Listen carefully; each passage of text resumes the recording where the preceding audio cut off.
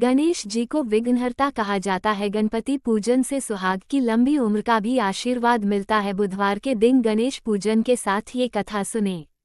भगवान श्री गणेश की पूजा हर पूजा से पहले की जाती है। महिलाएं खासकर अपने पति की लंबी आयु के लिए भगवान श्री गणेश की पूजा जरूर करती है। ऐसी मान्यता है कि भगवान श्री गणेश की पूजा करने से पति की लंबी आयु होने के साथ साथ ससुराल हमेशा खुशियों से भरा रहता है। वहाँ कोई भी दुख दरिद्रता कभी नहीं आती है। तो आइए जाने सुहाग की लंबी आयु देने वाले भगवान श्री गणेश की अद्भुत कहानी। एक समय की बात है, एक भाई बहन रहते थे। बहन का नियम था कि वह अपने भाई का चेहरा देखे ही खाना खाती थी। हर रोज वह सुबह उठती थी और जल्दी जल्दी सारा काम करके अपने भाई का मुंह देखने के लिए उसके घर जाती थी। एक दिन रास्ते में एक पीपल के नीचे गणेश जी की मूर्ति रखी थी। उसने भगवान के सामने हाथ जोड़कर कहा कि मेरे जैसा अमर सुहाग और मेरे जैसा अमर पीहर सबको दीजिए। ये कहकर वह आगे बढ़ जाती थी। जंगल के झाड़ियों के कांटे उसके पैरों में चुभा करते जाते थे।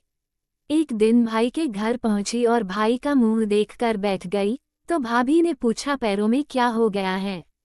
ये सुनकर उसने भाभी को जवाब दिया कि रास्ते में जंगल के झाड़ियों के गिरे हुए कांटे पांव में चुभ गए हैं।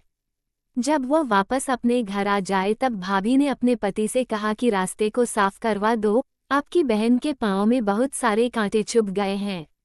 भाई ने तब कुल्हाड़ी लेकर सारी झाड़ियों को काटकर रास्ता साफ कर दिया, जिससे गणेश जी का स्थान भी वहां से हट गया।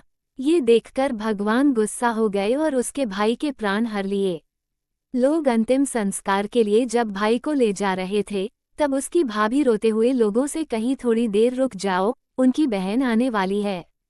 वह अपने भाई का मुंह देखे बिना नहीं रह सकती है, उसका यह नियम है। तब लोगों ने कहा आज तो देख लेगी पर कल कैसे देखेगी। रोज दिन की तरह बहन अपने भाई का मुंह देखने के लिए जंगल में निकली। तब जंगल में उसने देखा कि सारा रास्ता साफ किया हुआ है। जब वह आगे बढ़ी तो उसने देखा कि सिद्धिविनायक को भी वहां से हट दिया गया है। तब उसने जाने से पहले गणेश जी को एक अच्छे स्थान पर रखकर उन्हें स्थान दिया और हाथ जोड़कर बोली भगवान मेरे जैसा अमर सुहाग और मेरे जैसा अमर पीहर सबको देना, और फिर बोलकर आगे निकल गई। भगवान सोचने लगे अगर इसकी नहीं सुनी तो हमें कौन मानेगा, हमें कौन पूजेगा। तब सिद्धिविनायक ने उसे आवाज दी, बेटी इस खेजड़ी की 7 पत्तियां लेकर जा और उसे कच्चे दूध में घोलकर भाई के ऊपर छींटा मार देना, वह उठकर बैठ जाएगा। ये सुनकर जब बहन पीछे मुड़ी तो वहां कोई नहीं था। फिर वह ये सोचने लगी कि ठीक है, जैसा सुना वैसा कर लेती हूँ। फिर वह 7 खेजड़ी की पत्तियां लेकर अपने भाई के घर पहुंची।